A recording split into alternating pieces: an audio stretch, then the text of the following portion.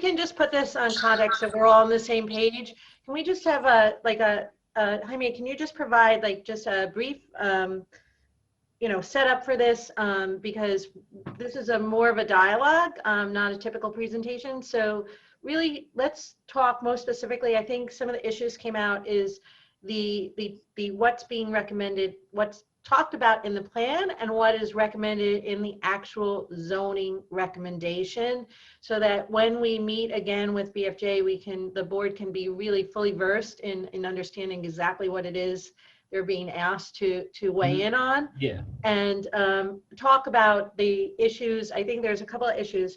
You know, the difference between what's the plan recommends based on the committee input and the community input versus what's actually being recommended, the incremental nature of the approach that we're taking. And also, I think that addressing some of the concerns about enforcement and that I believe are referenced in the plan, but may not have come through as much in terms of making sure that some of the unintended consequences in the past, where prior to two families being a conditional use in the T-zone, that there was abuse of that, and that they were the reason that they ended up becoming a conditional use is that they weren't being done legally, and there was overcrowding issues. So any recommendation that we make going forward has to also have the caveat that the design standards, the code enforcement has to be in place to make sure that those issues aren't recreated as an unintended consequence. If I may add one more thing, can you guys hear me? Yes. Yes. Okay, thank you. I had to switch off from my phone. I had to finish one Zoom. Sorry about that. So what has come up since then, and this is macro issues. This is not the detail issue. I didn't realize there were going to be so many people on this call. The macro issue. So for me, and I don't think I'm alone in this, we went back to look at the RFP that was put together, and I believe it was Omar. Who we went back to look at it because I'm not comfortable with how we set it up, and I haven't been able to put my finger on why I'm not comfortable on it. And I think it became clear to me the other day, because there are three. And again, this is my statement, and you guys could jump in and correct me, but I'm making the statement so that it can be corrected if I'm wrong. That there are really three parts of the RFP. So I have found it really confusing in understanding the zoning piece and the comp plan piece. And I find it confusing because now, as we read the RFP together, it seems there are three requests being made of Frank Fish and Company, and that is that zoning piece. There is the comp plan piece, which includes a chapter on zoning, and there's a third piece, which is the environmental piece, which we're being asked, this sort of templated generic environmental piece, so that you don't need, so that a person who wants to do work does not need to go in front of the different boards, whichever boards he or she has to go in front of. So we're trying to correct, let's call it a generic all-purpose environmental piece. So for me, it would be helpful if we discussed and named each of those three pieces, not in the jargon that you all use, which is a professional jargon, but for the rest of us to call it what it is so that we know what we're discussing.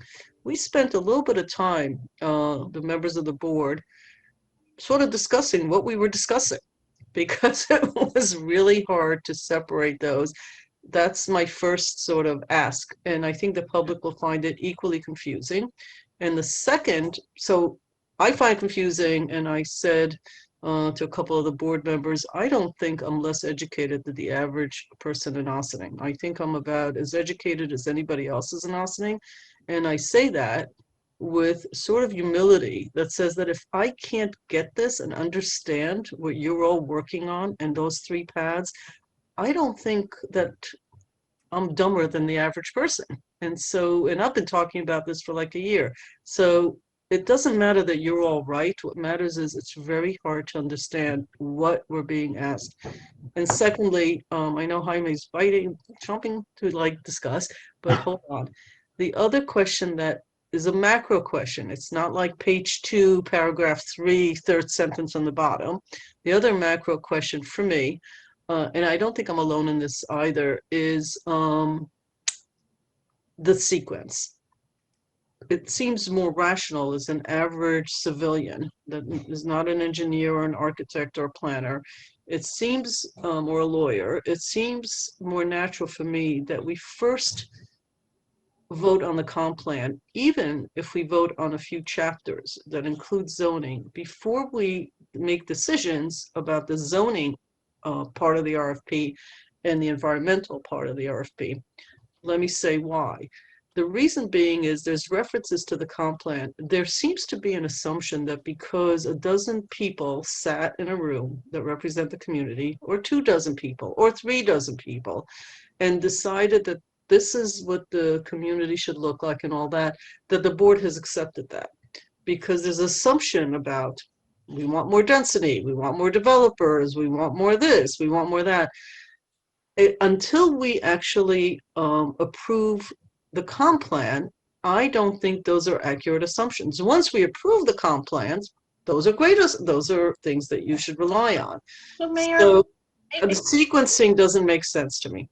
So we can speak to why the sequencing that, but I think also the purpose of this meeting is to dispel the notion that the zoning actually does any of that stuff that you're concerned about. And I think that's where you're right, is it is very confusing and somewhat counterintuitive.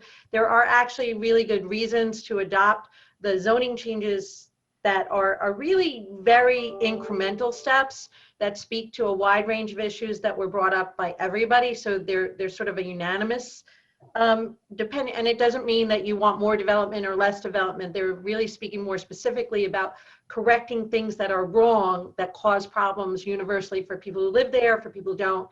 So I think let's explain that and put that in context, and then we can also talk about why the process, which is somewhat of a wonky process, is the way it is, and the pros and cons of that. All right. Jaime, before you start, because I want to piggyback to all this other stuff, because there was an internal discussions in regards to the DGIS and the stuff that is part of the DGIS itself, which is part of what the zoning presentation was a couple of weeks back. Sure, the T zone, the S75, you know, some of the modifications that was being proposed, the MF3 zone, that is part of the DGIS as well. So, and it's also part of the recommendations on the comp plan. So we want to make sure, because not only that, but it's tying back to what the comp plan has asked us for us to do, is to review the documents and to send back feedback to them. And this feedback that they're asking is pretty much on the T zone, the S75. So to me, I want you to kind of go deeper, in, at least for this hour that we have here, the deep in explaining what does that look like, because there's a lot of the pieces that are going to complement this plan, that Stuart is working on it, that Joe is going to be working on it, that is also going to complement all these other stuff that is going to clarify a lot of the stuff that is as a whole big plan as well. But, you know, if you can speak more into the details of the DGIS process, that ties back to this conversation as well. All right. So here, I want to first start off. We now have 45 minutes to talk about a topic, which just based off of those, you know, 2 sets of questions, we could spend the next 2 hours talking about. It will be very difficult for us to make any sort of forward progress on any of this stuff if we have to continue sort of saying, like, we're going to answer this question, but let's meander here, let's meander there, let's meander there. And so I want to start off. I'm going to answer, Rika, I'm going to answer your questions because I think that those are most pertinent to helping move this discussion forward today. And then we can talk about how we can get feedback on some of the other elements. First, there is the question of, you know, why does the RFP ask for a comp plan and a zoning rewrite and DGEIS? So the decision was made, I think before a lot of us were even here and involved in this, that the desire was to have an entity come in that would not only redo the comp plan from 10 years ago, but would also provide a zoning code update. They were directed to do it in that way. There was a thinking at that time that that would make sense. And there is an argument to be made to do it that way, and there's an argument against doing it that way. But for whatever reason, the decision was made prior to this to go through that process. And so I think that there is benefit in trying to go that way, because if you do a comp plan and then you do an EIS, then you go back and you say, okay, we're going to do the zoning code changes, then you will have to hire another entity to come in and do that EIS as well. So there are cost benefits to doing those two things in combination, even though they are related, but entirely separate, different things. So starting with the comprehensive plan is purposefully vague, but specific enough about the general direction that they want the community to go. And so there are some specific recommendations that will get called out in every comprehensive plan. And those are things that are, generally agreed on by the majority of the issuing body that has to do it. In this case, it is the Board of Trustees that would have to, in general, agree, not unanimously, but in general agree that these are the correct directive paths that should be taken.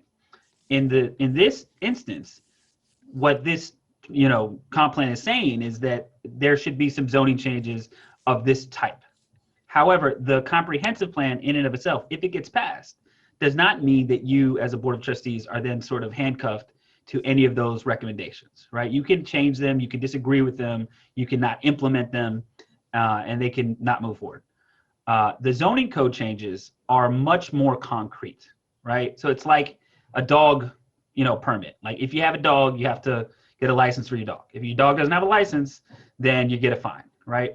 Those zoning code changes have direct concrete impacts on everything from, development of buildings and houses and everything else. But they don't necessarily need to be deep and far reaching, right? So I could change, we could go and say, let's change the zoning code today. And we want to say that on this block, everybody has to have a gray roof. Now, it doesn't mean you have to have a 2-story building or a 3-story building. It doesn't mean that your setback has to be 20 feet. It doesn't mean any of those things. It just refers to the narrow portion of your roof being gray. It could be a gray slate roof. It could be a gray asphalt roof. It could be a gray metal roof. As long as it's a gray roof, we're good with it. And you can cut as narrowly as you want into any zoning code recommendations. What came through in this process was that there was no appetite by anybody to have a dramatically far-reaching change to the uses or the size or the density of anything, right? So every discussion that we've had, even ones that have not even really promoted a high level of density, have been met with a heavy amount of skepticism. So in pretty much every instance, every change has been nearly as narrow as it possibly could be. It went from being permitted to do 4 stories as of right in the downtown to, if it proved, permitted to do 5 stories, albeit a smaller story than the story that exists on the 4th story, right? It would have to step back so that it appears to be a 4-story building, but it's technically a 5-story building. The same kind of level of incremental change is what you see in the NC2 district, where the overlay and the Croton Avenue overlay would be just a small single-story difference. Jaime, just elaborate in NC2, let's not use NC2, the Croton Avenue corridor, essentially, which is the neighborhood commercial district. It's the part of the district that has, Walgreens, it has Seatown, so it's not Where the does it entire. end? It ends at I forget the name where the bank is, right? Right by Melrose, right? Before Melrose. Yes, Mayor, that's correct. It's just, it's I forgot just the name of that little triangular. It has a name, actually. Up to Pleasantville Road. Yeah, okay. Roosevelt Square. Roosevelt, yeah, it's up to there. Thank you. Yeah. So the desire there was to come up with something that people felt like was an appropriate incremental change. Now, from a strategy standpoint, there is a very strong case to be made that you don't want to do too much and you don't want to do too little, but the safest bet is to do just a little bit, figure out if that helps, and then down the road, if you want to do something a little more, then you can do that. So incremental changes, there's been a lot of discussion about like strong towns, right? And strong towns talks about this, early communities where people came in and they put up a little shack, and then they realized they wanted to stay, so they turned that shack into a wood house, and they realized they want to stay a little bit longer, so that wood house turned into a brick house. And then, the next block over became a wooden house, and the next block past that became a shack, right? And you sort of slowly grow over time. The value of doing something like that is that, say, for instance, you said, look, we're going to master plan this whole area. We're going to allow people to come in, do all these units, and then that project goes belly up. So everybody's wasted all this time trying to put in a project, and they're stuck with an undevelopable section of the municipality because they made a big bet, and that bet failed, right? So in this plan, these are small incremental changes. They're very small bets that these things will benefit, but they're so small that projects just can't come in fast enough to prevent the board of trustees from going back and saying, hey, you know what, we like 4 stories, we don't like 5 stories, or hey, we like 5 stories, but we think 6 stories are better, right? There's ability to make these small incremental changes, which I think is the sort of granular approach that people have generally agreed with here. The specifics of the zoning code, though, despite all that, right? The specifics of the zoning code that has been sent to you may not go far enough or may go too far for any of you individually as board of trustees. So it's important to understand that these recommendations are intended to be modified and adjusted by you, right? You have to go through them, right? You have to figure out if you have any individual questions that you need clarity on, then we can provide clarity on them. But it really is important that we have like written comments saying like, hey, this page is no good. This comment here is too much. This I don't like. This is missing. Because that's really the only way at this point we can sort of move past the place where we are right now, which is that a lot of work has gone into, over the past year to get it to this point. But ultimately, the decision lies with this board. So we have to answer those questions. It's really hard to do it in such a way where it's just like a sort of a back and forth. It's an open-ended conversation. And then we put something together on our end. We try to fix it, and then we come back later, and we misinterpreted the comment. So it's like we're going to have another conversation to go back and forth. It's really at a point where we need, heavy, direct guidance saying, this is good, this is wrong, because that's the point where we can make those changes. Okay, so I'm sorry. Are you done? I said, yeah, I'm done. I think that was your first question. You had a second question. I want to get to the second question. I forgot the second question already, which is what I mentioned earlier on. So, well, I think you answered.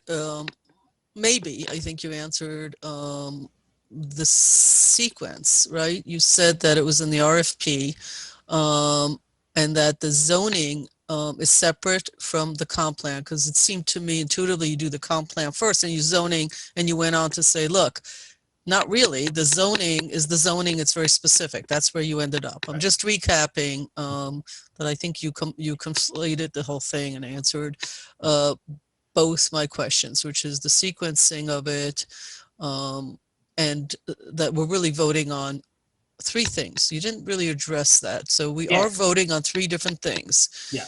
The first 2 is a templated environmental thing, and which I totally missed, and until I think yesterday or the day before. And the other piece is the zoning piece. And I think that most of us understand how that works, and that we need to get you something in writing. So really having this meeting scheduled wasn't very helpful to you, because I could have spent the hour completing. I mean, I have all this crap. I mean, so just to show you that actually everything is in writing, but you can't read my handwriting. So I have to actually type it all out, but I've probably got about 30 or 40, I wouldn't say just questions, I would say opinions, and say this is what I think should or should be done. But I actually looked at it in the form of the comp plan.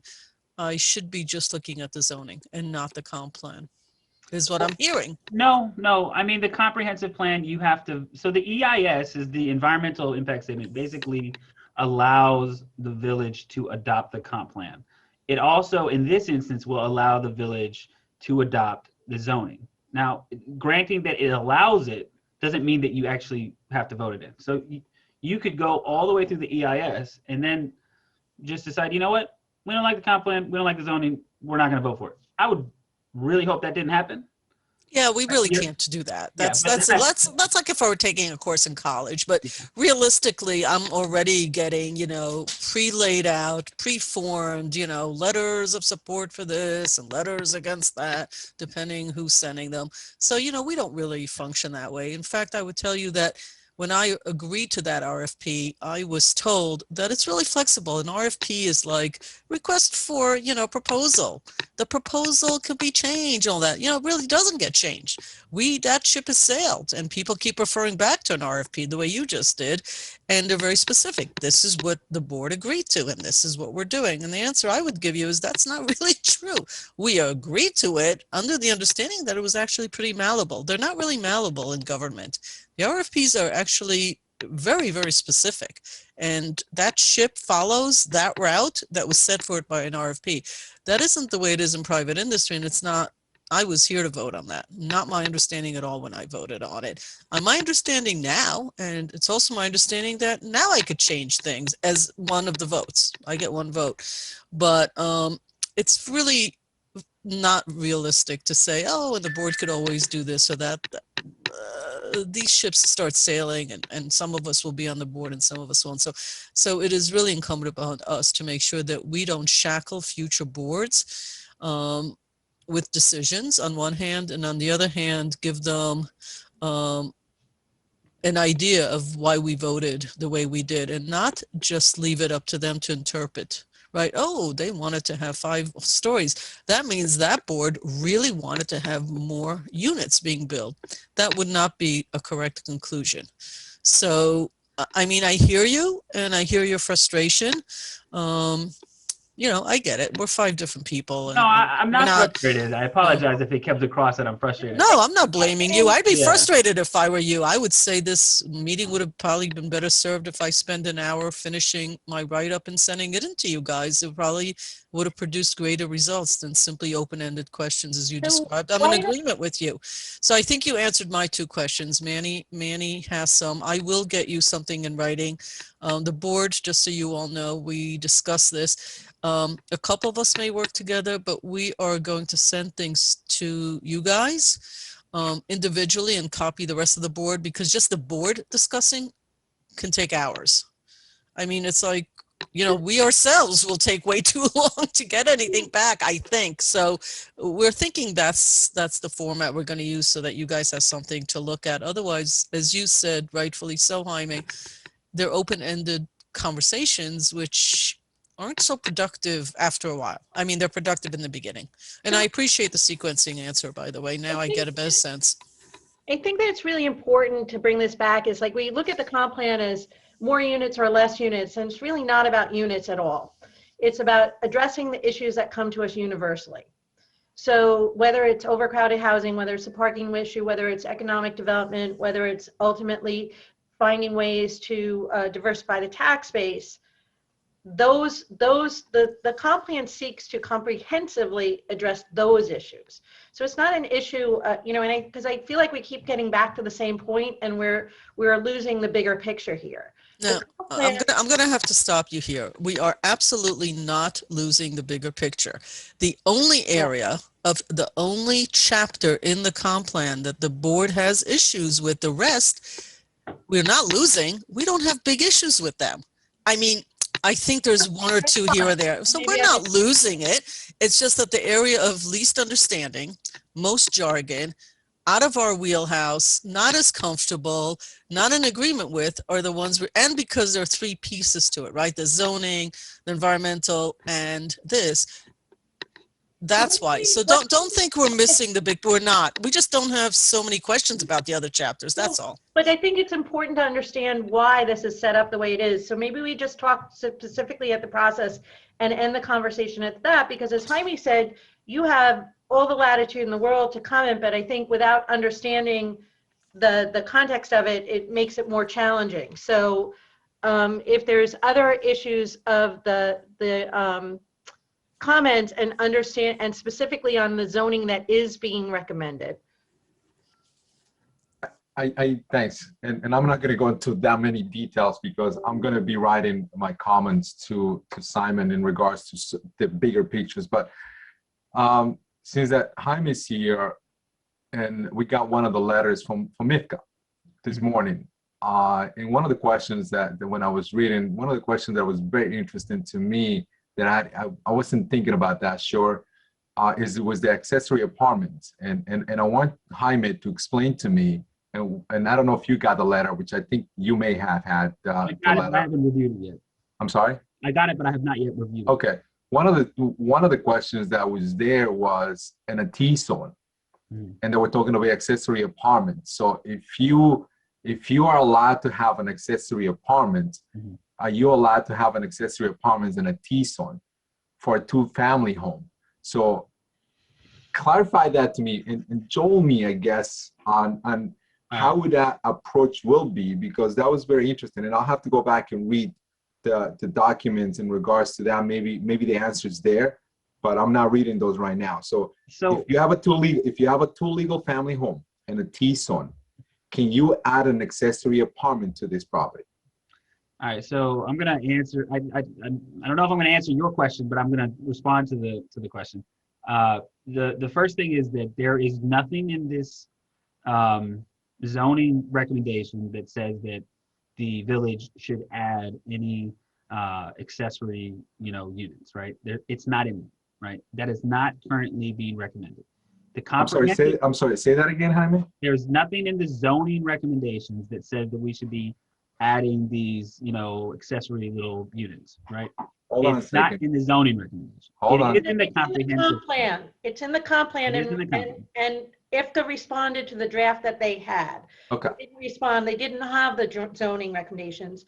So the question, Jaime, that IFCA posed, because I did get the letter, is if you're a 2-family, or it's a 2-family as of right, and you add an accessory apartment and you're in the T zone, don't you automatically then become a 2-family? So there was a nuanced interpretation of how that could be implemented. Since it's not actually in the final zoning recommendation, I do think that in the detail that IFCA provides they raised a lot of the issues that the Board of Trustees raised on implementing, whether it's accessory apartments, whether the MF3 zone, whether it's higher density, doing it in a way that addresses the major concerns that we've heard universally, is that making sure that those units are not exploited or done incorrectly or exacerbate in any way, shape, or form the code enforcement and overcrowding issues.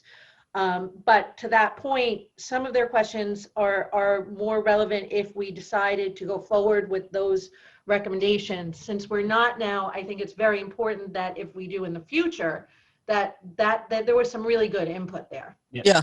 I don't think that I would, I think that, I apologize, Mayor, I didn't mean to jump in real quick, but No. I don't think that, just off of the face of the question, I don't see how you put an accessory unit in the T zone if you have a fully built out property that doesn't have a space for it. So I don't see how you do it right now. That was okay. So that goes back to my question. So now I have, because right now, I am in a website for the comp plan. So someone, the audience, a member of the community, wants to go look at the draft zoning proposals.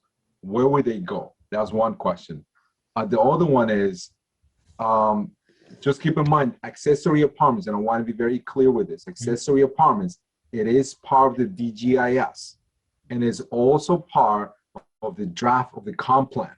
So even though, as you said, it may not be as a part of the zoning recommendations, it is in 2 big documents that it was presented to the board. Okay, so, you want to know why?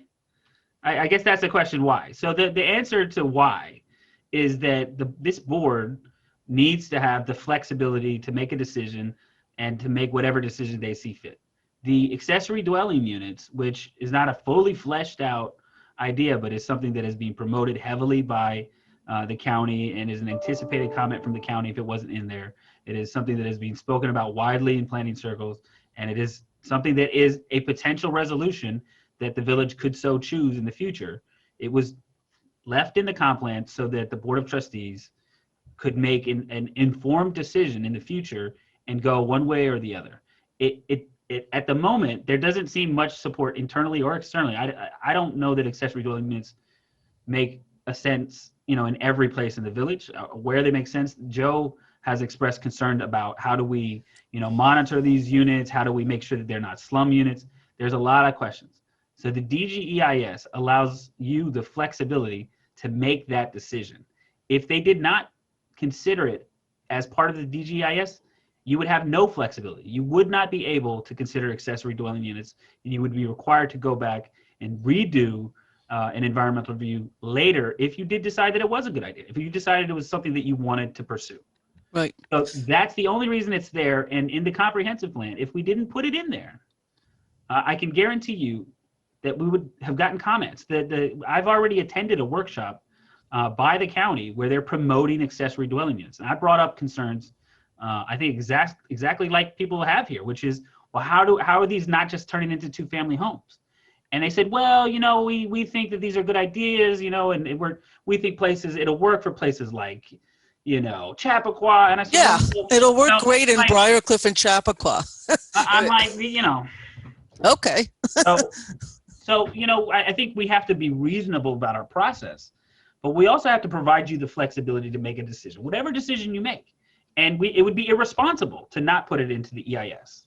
Because So I have to just jump in. I want to make sure. So there are two questions being asked. The draft on the website the public is looking at, how do we guarantee that the public is looking at the latest updated? It's updated now. It's possible that if they looked at when they made their comments. Which, by the way, their comments were terrific. I mean, I sent a very short thank you. I didn't go into all the greatness of it because they sent it this morning, for God's sake. No, it's really, really great. And, Yeah, and they have it's some good. very expert people, experienced people. So they, we made sure everything was updated. I think just the timing they're working on and what draft they may have printed out and sent to them. That's okay. So my point is that we're having problems also with the police reform in this regard. And there is no winning here, okay? There is no winning in this. I'm just going to make it clear.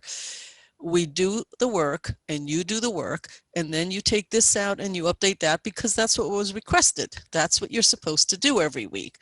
But you can't get it up quickly enough. And then when you do, people don't realize it's up there. We may need to send out something that says, this week, the draft for police reform, the draft for the zoning, the draft has been updated and loaded. I know it's redundant. Maybe I need to do it in the mayor's notes so that people who looked at it last week don't sit there and go, are you kidding me? I just spent 3 hours reading all this and you already had a different version. Like, what's that about? If you don't put the new versions on, you're not being responsible. Like, why didn't you put the new versions on? I would have looked at it when it came out. But people don't go back to a website every day and go, oh, here's a new version. So I think we do have to send that from a communication, and I think that will do. And leveraging that statement, because you guys are doing exactly what you're supposed to do. You're making changes, you're updating, you're revising based on input. That's your job. Nobody may know that, or they may get frustrated looking at the wrong. We're having the same problem with the police reform. So to that point, before I start doing all my stuff, which I'm planning to do on this wonderful snow day because I didn't go into my office,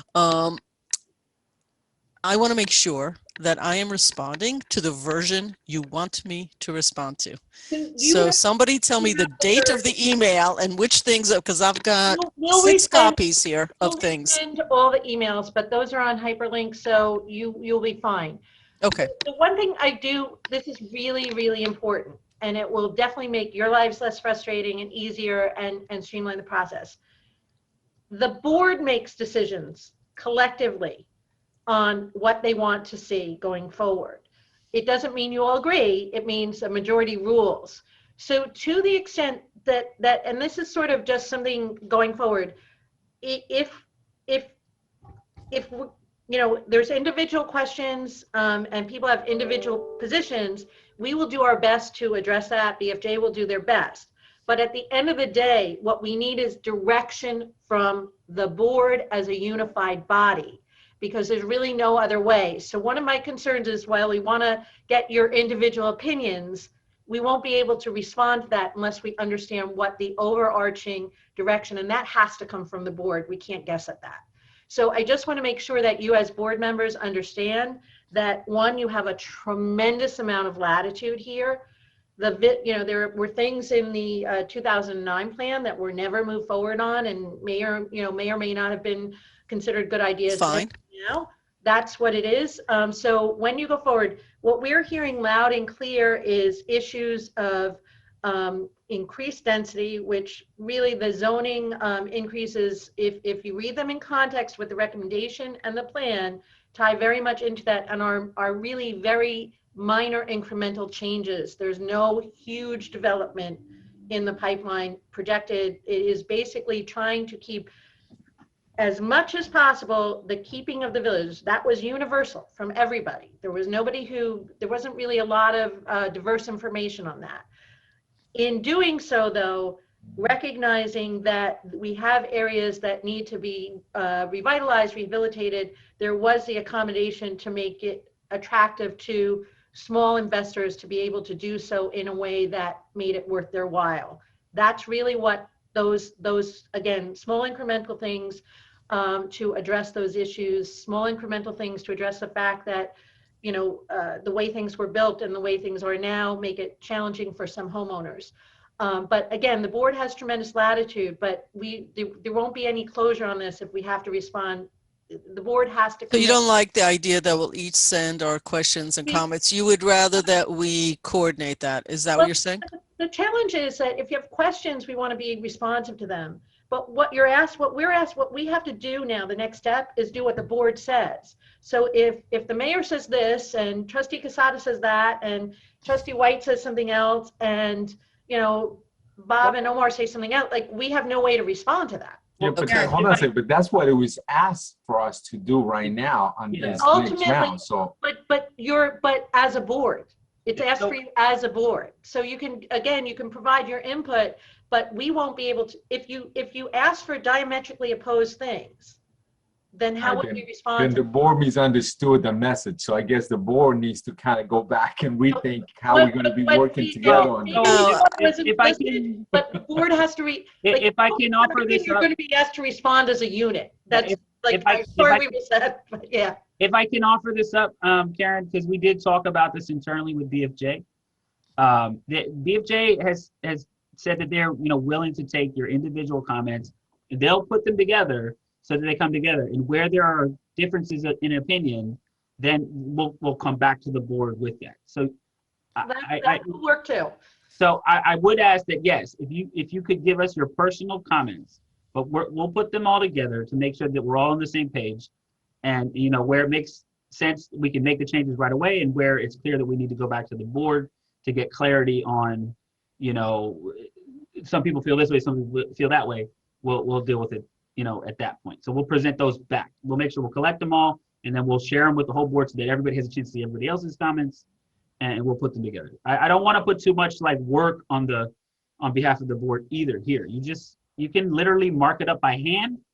And Yes, I saw send it that to us. note. Yeah, you Good can luck send with it to us that. that I way. already did that. If you want to, you can do it any way you want. If you like doing it digital, you can send it in digital. If you like, writing a email with check this page, check that page, you can do that. So everybody, I'm sure, has their own way of reviewing these documents and providing comments, and we will take them any way you want to give them.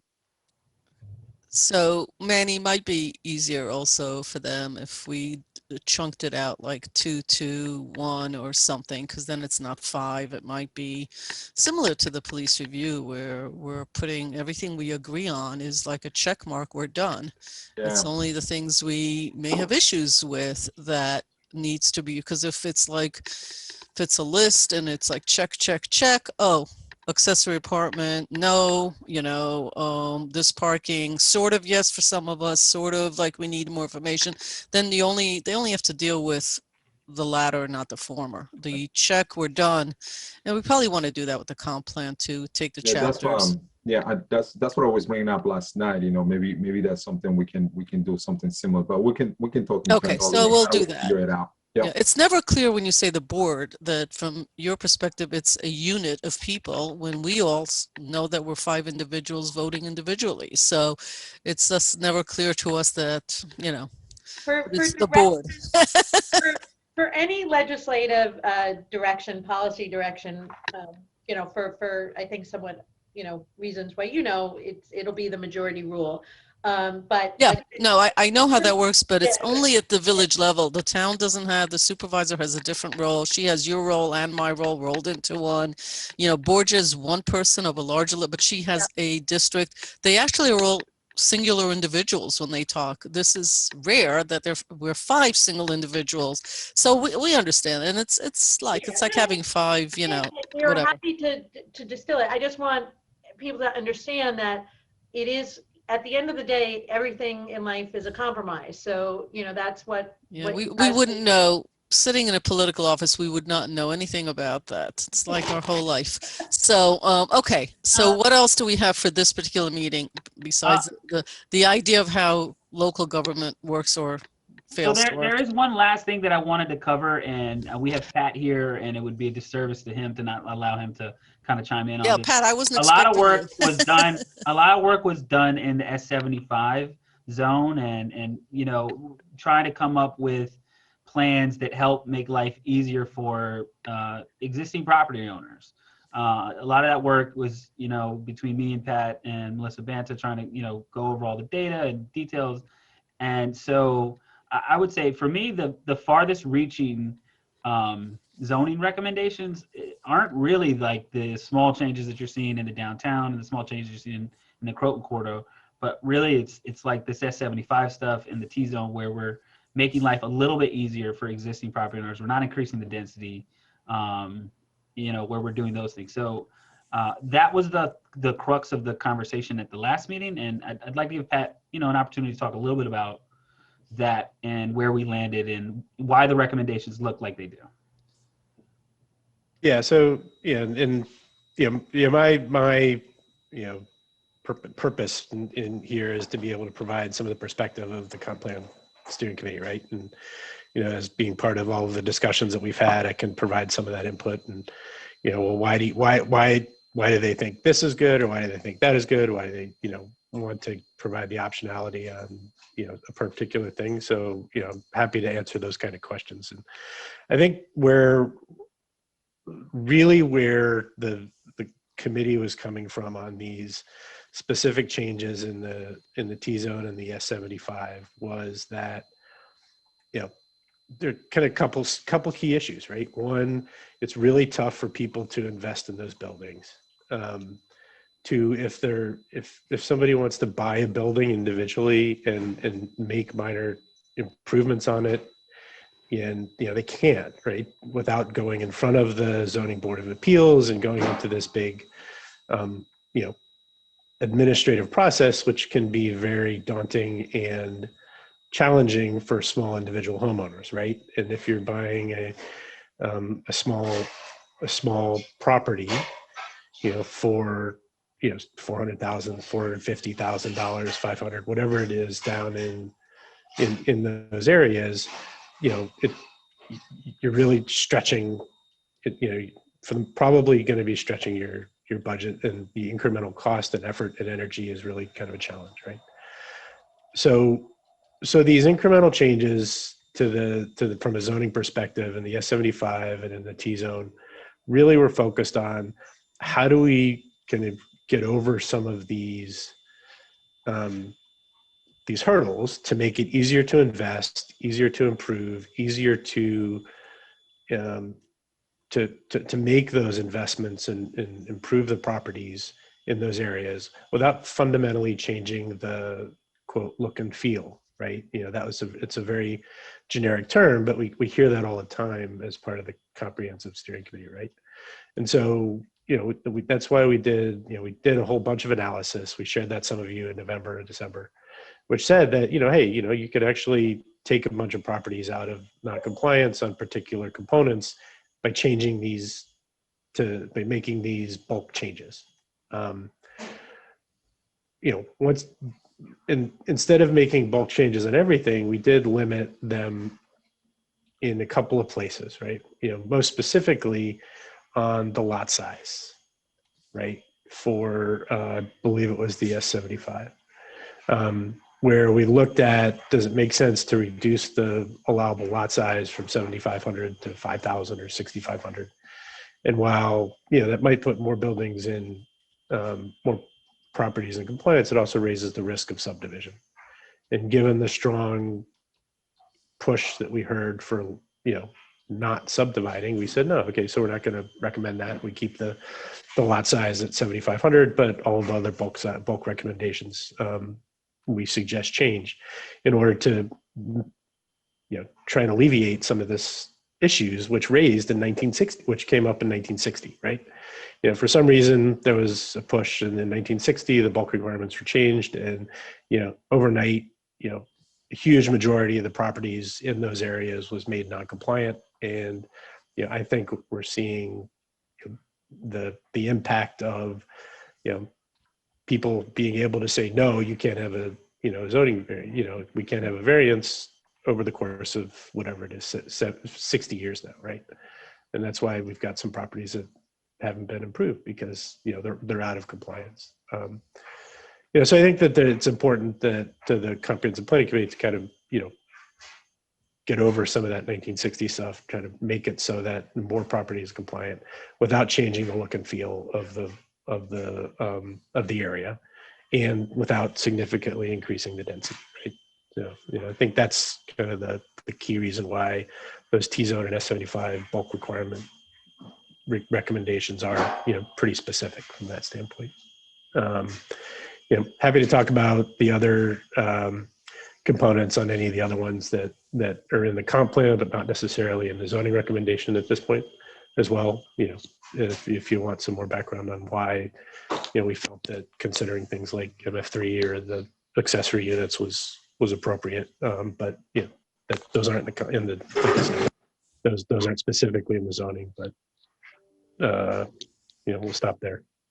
Pat, when you guys did your research, did you look to see, because you keep talking about people investing and people buying, did you look to see how many of those properties are actually owned by LLPs and different ownership? In other words, like how many of them actually, who are these investors? It's like in those properties that you were looking at.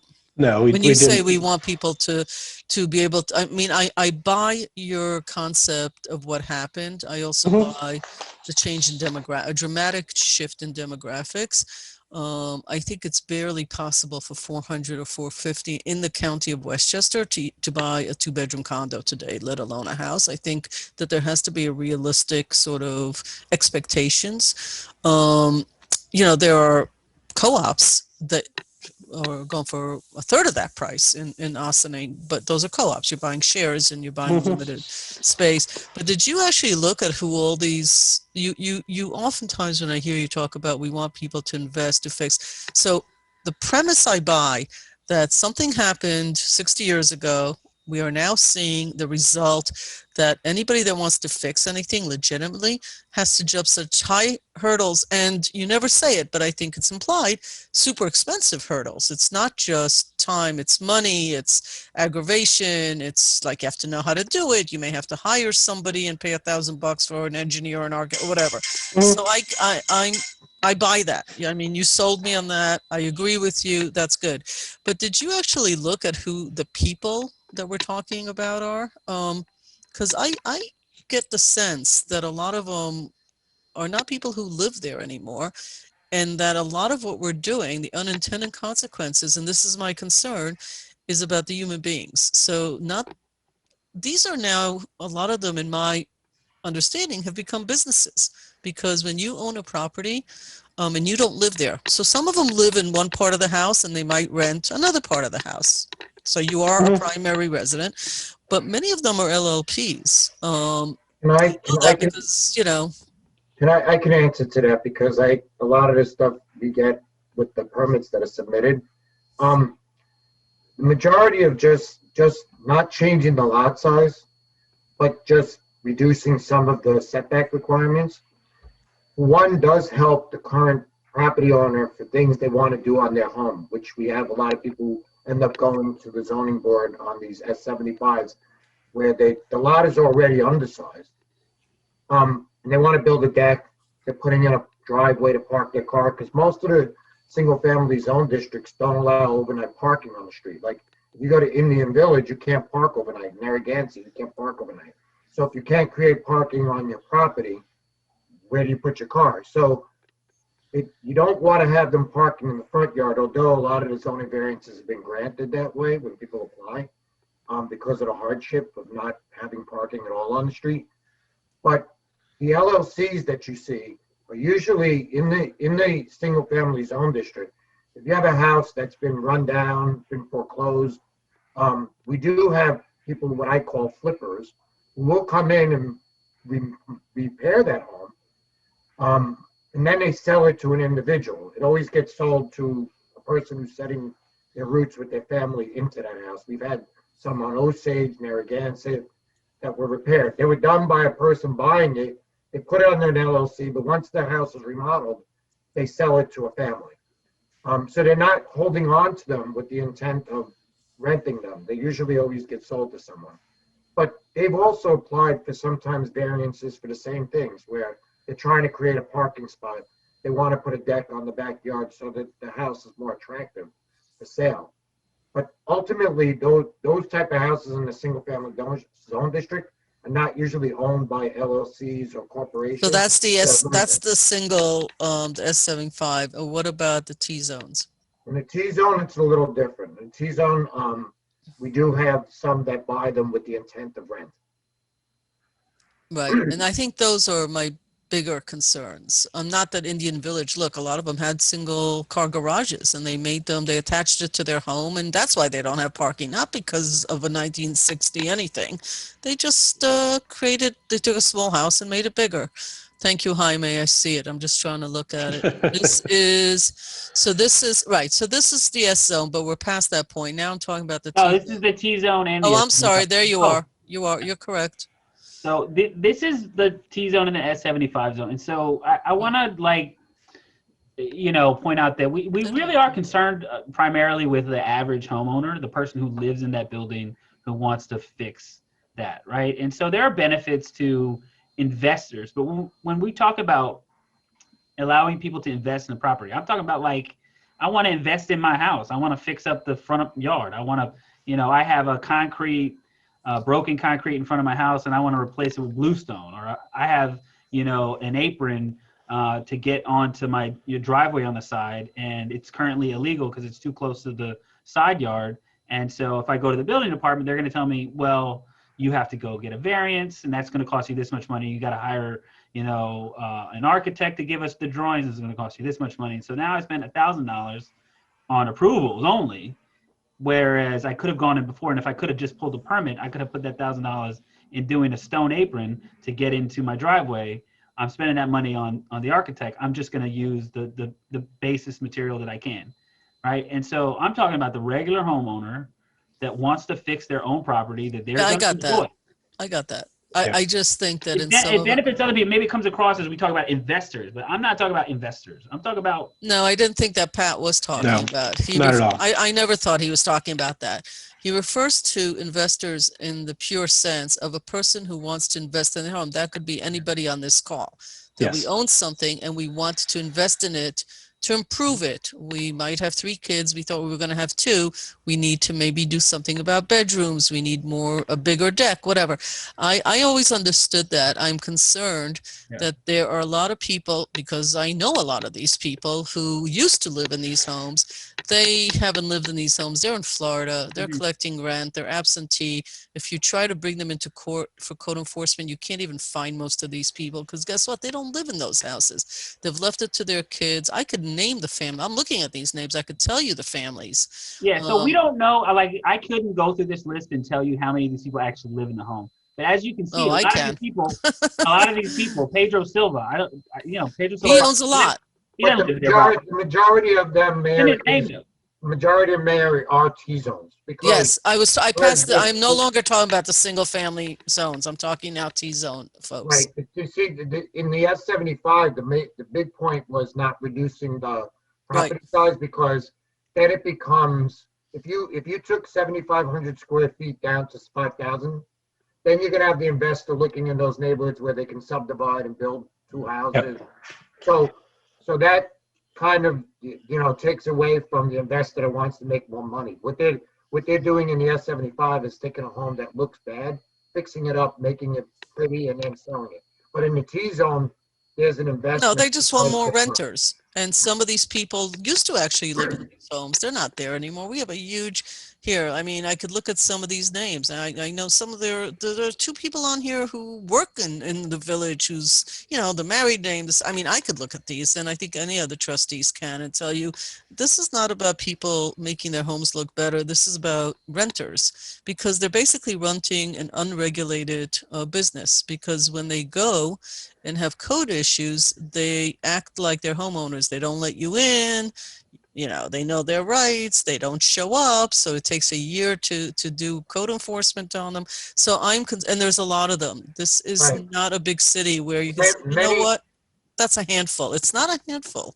No, it's Pedro, his but wife, most and his of them- daughter own a lot of things under different names. Yes, and a lot of them are always the T zones because the T zones are where they already have a two-family home, and then they try to squeeze in the third apartment by doing the basement, doing the attic. Or they closed off the garage, and I've they got close that off going the on in my garage own because- neighborhood right now. Right, because now I can get, I turned a 2 into a 3. Now it's profitable because I'm making rent. Well, it's always more profitable to go up in number. And now I don't have parking, because when you turn your garage, I was sitting in a session where a guy said, I'm going to turn the garage in. It was approved.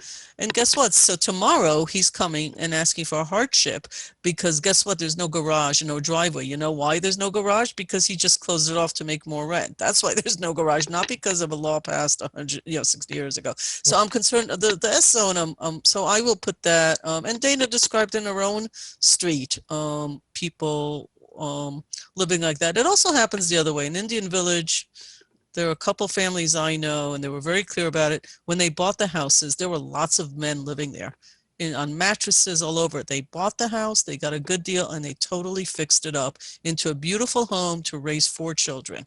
And one has 3 and one has 4. Nice little house. The garage was turned. There's no garage. It looks like a garage from the outside. There's no garage. It's a bedroom. Also illegal, by the way. I can't even get invited to people's homes anymore because they're afraid I'm going to report them to code enforcement for half of the stuff that goes on around here.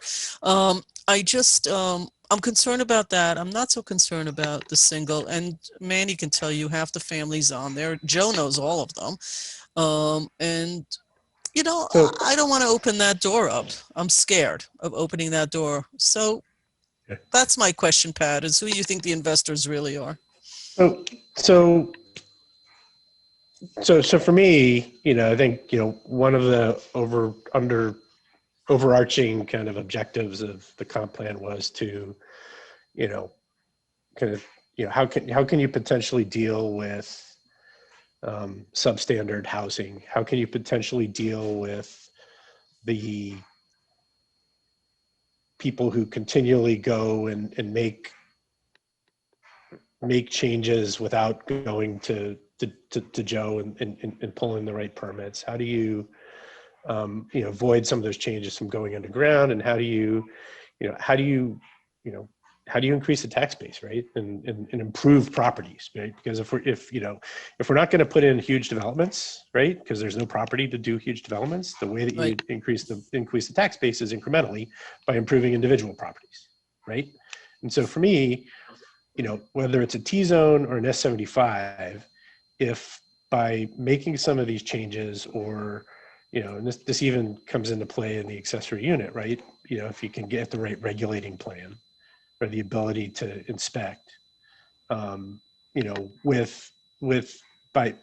allowing, yes, it's going to help some people who are LLCs and who are landlords, but if they're allowed to pull a permit now, and it's easier for them to pull a permit, and then that gives Joe the ability to actually go in and look at something, right? Whether it's an LLC or somebody used to live there who's a renter, or somebody who actually is, a resident, who owns their own property, any of those actually end up in a positive manner, right?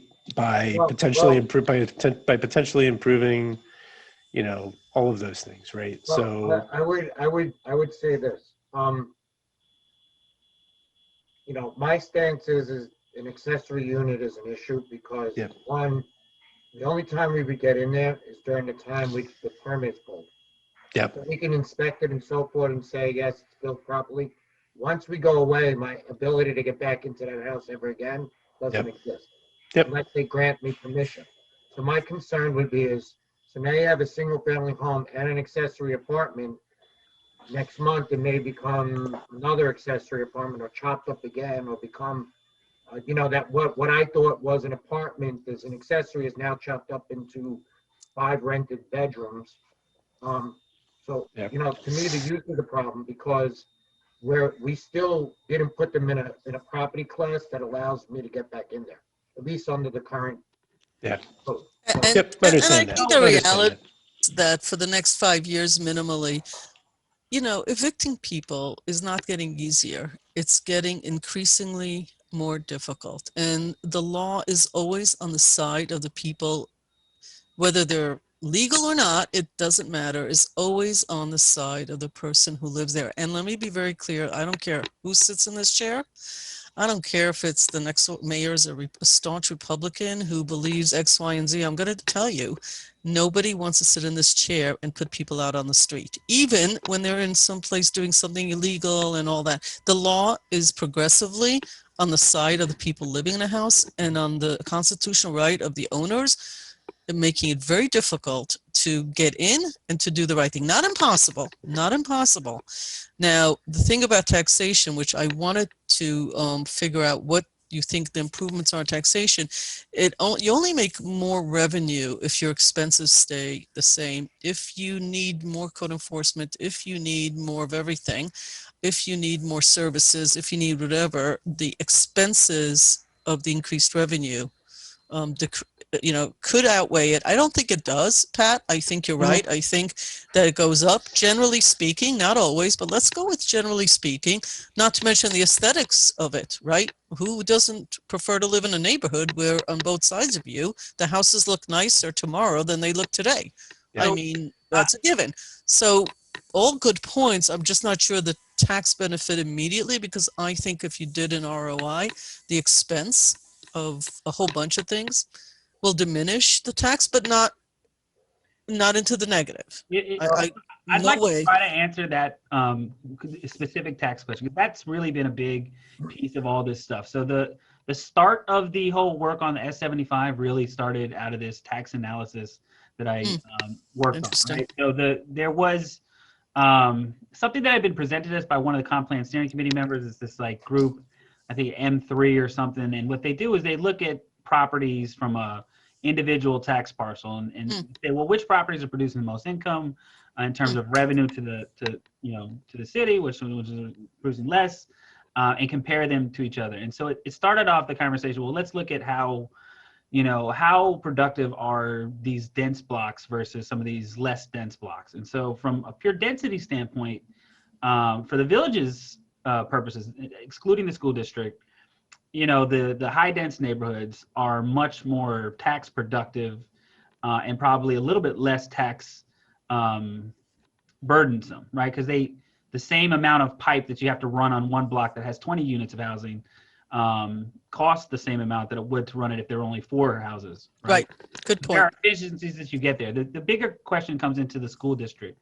And so from a standpoint of like the proposal of the different changes that we're making, what we want to do is we want to create an environment here in the village where individual property owners feel good about making an investment in their property. If they make that investment in their property and then maybe they decide to sell it and they take a property that they bought for $200,000 and turn around and sell it with the same number of units for $500,000, and that brings up the general property value of the whole neighborhood, right? Because the property values from a market standpoint are dependent on the comps in the neighborhood. Understood. right? And so what we get over time is as property values go up for, you know, market reasons or because the neighborhood is getting better, those property values go up. From a tax perspective, right? If you take a code inefficient property, one that's, you know, violating all sorts of stuff, that's bringing down the neighborhood, and you turn it into a property that isn't a code problem, right? Like some of the IFCA properties that no longer requires code enforcement resources, then code enforcement can sort of do their thing. The cost, right? The cost may not change a whole lot from the bottom line, but if the general property value, the overall taxed assessed value of the municipality, which is how, you know, the village is looked at from a county perspective, if that goes up, then that allows the village to bring down its tax rate.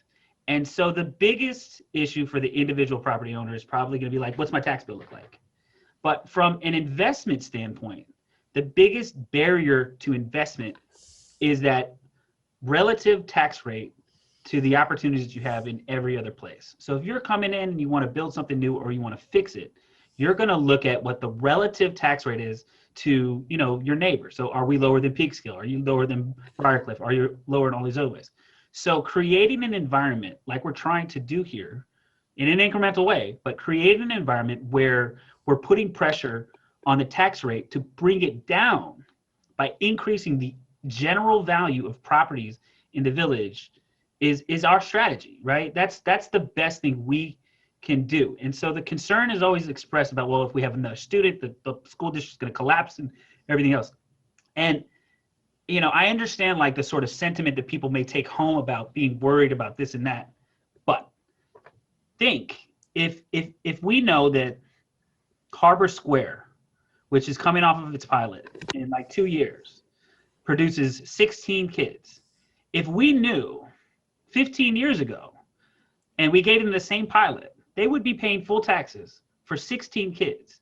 And that means that the school district would probably have in its pocket $300,000 or $400,000 more today than they do because because they would be out of the pilot because they'd be paying full taxes, right? So there are benefits to create an environment where there's a desire to invest in new things, to create, you know, new infill opportunities that may increase some of the costs, but net out a better benefit overall because it doesn't just provide new income, it allows you to sort of bring this downward pressure to the tax rate. And the tax rate is what's killing us.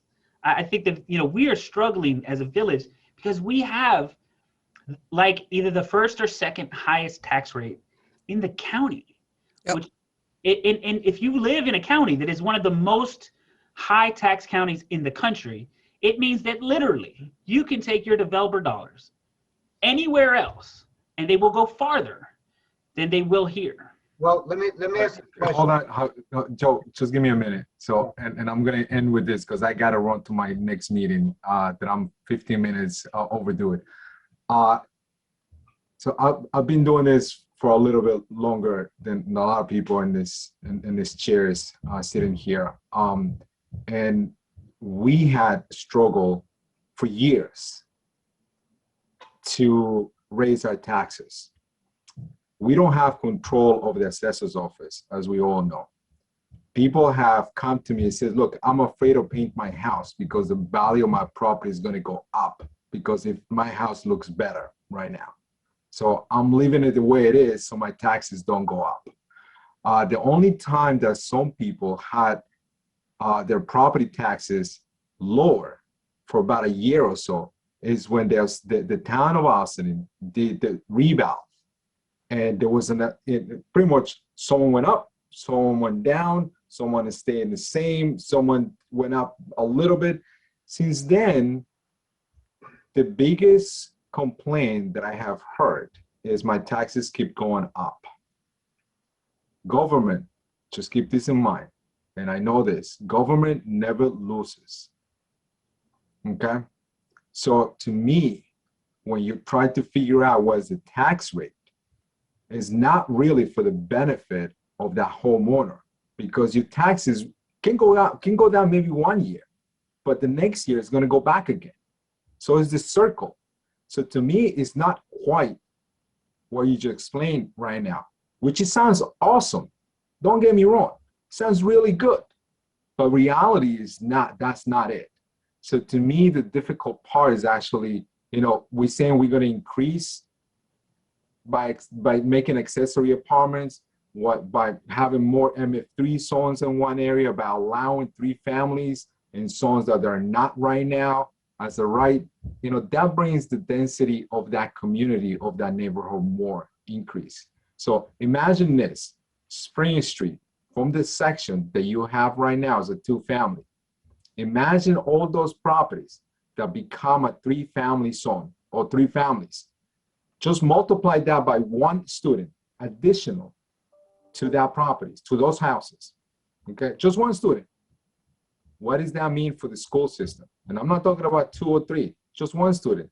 Now, the property value of that house is going to increase. So his taxes are going to go up. They're not going to come down. They're going to go up. So that means the homeowner of that property is going to be like, well, my taxes are going up. I made the investment. I have to recoup somehow.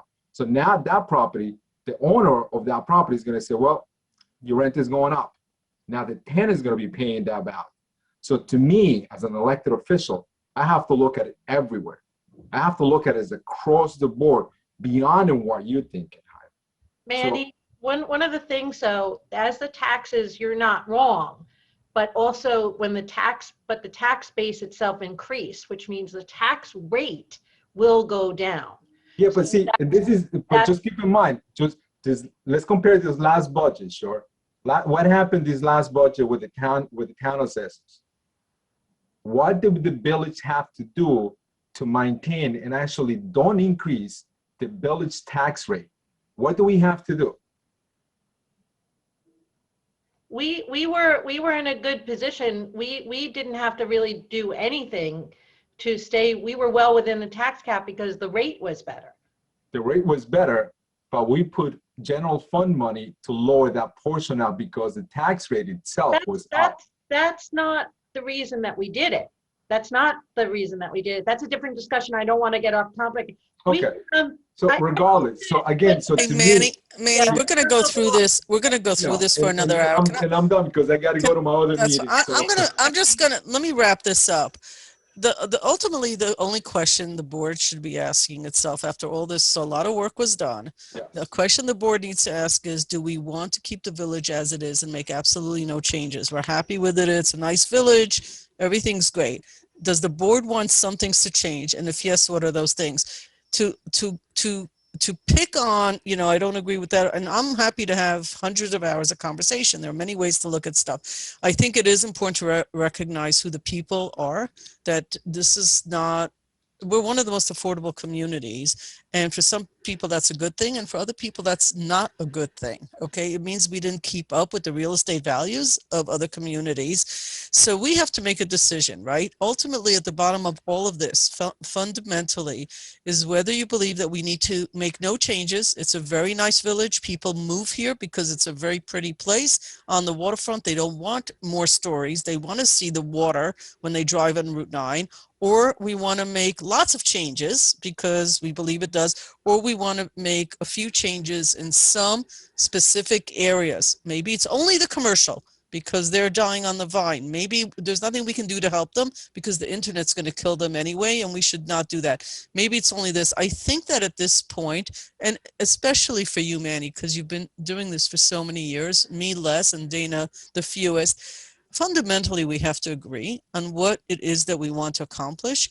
The data is all in front of us. I could sit here and say to Pat, I'm not so much in agreement about the investors, as you call them, and I understand that he's using it in the most respectful way of like, I'm an investor, Pat's an investor. I get that. We have to decide whether we want to make any changes as a board, what those look like now that we have all this data, because agreeing and disagreeing on a point of view that Jaime may have or that Pat may have, we do that all day with the people who complain to us about everything, right? I mean, I just sent 2 more wonderful emails to Karen about, you know, something that to me is not a big deal, but I'm sure the person complaining thinks it's the end of the world and threatened to go social media. So let's just agree what the picture is that we want and say to the public, we only want to fix the commercial area. all this other stuff, thank you for all the work, but we think it's a lovely village. We think that this is a problem for the school, or we think it's no longer a problem, whatever it is. And I think that's where we're going to move the conversation forward, because we could spend just 100 hours on this street, you got it wrong. And I don't think it's a bad idea to put that in writing so that future boards understand us, not just all the planners that put this together, not just the committees. So I don't see a problem with like, you know, memorializing it, Manny, so that the next board 2, 3, 5, 10 years, because if this only gets done every 10 years for the comp plan, they should understand what we're thinking. Just like there were things on the 209 plan that we never got to. It could be because we never got to it. It really could be because the future boards after 209 said, I don't agree with the 209 board, so I'm not going to do this stuff. It's going to die on the vine. Not doing something is an absolutely aggressive action. When you do nothing, you are taking action. We have to decide as a board, what action do we want to take? The data that's been presented to us, what do we want to do? What don't we want to do? And figure it out in the majority vote. And I think that's where we sort of are now. And I think that you need to, Manny, because you are very married to the detail, rightfully so, and you live on Spring Street. Okay, you actually live in the zones being discussed here, that you should memorialize all this. I'm sorry, you too, Dana, are you on the T? No, you're in the. Yeah, but she's in a T-zone area. Yeah, 75. You're in a historic, Yeah. but you're also, no, we never turned that historic. That's right. I think that's where we're at. I mean, No, because to me, Mayor, that's how we yeah. move forward. I Mayor, and want I to agree with add you. something real quick, Manny, if I could. No, I just got to jump off. I'm sorry. Okay, Jaime, Manny, but that's fine. Yeah, I do agree with you. There are things that we have to change. Yes, totally. We Okay. have to change. We have to update a lot of stuff that I believe Okay, so that let's do that. 2009 did not address, and they got it wrong in some areas. I think that definitely there's a lot of stuff that we can, to me, this is just a small piece of a bigger pie that we have to address. So yes, there's a lot of stuff that we need to address. But with that, I got to go because Yeah, I'm that's already fine. late. So thank We're you so good. much. Thanks, Pat, for all the hard work that you guys do. Thanks, Jaime. Thank you, everybody. Thanks. Yeah, I think they also have to